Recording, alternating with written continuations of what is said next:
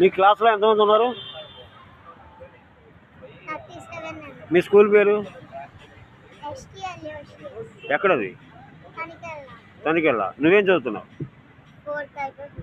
నువ్వు నువ్వు టీచర్ అనుకుంటున్నావా? ఎందుకు ఎందుకు అట్లా అనుకుంటున్నావు? మీ ఇద్దరిలో పెద్ద ఎవరు చిన్న ఎవరు?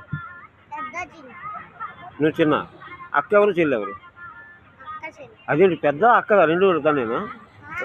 పెద్ద అక్క తనే, చిన్న చెల్లి నువ్వే, చిన్నదానివి చెల్లి నువ్వే. ఓకే.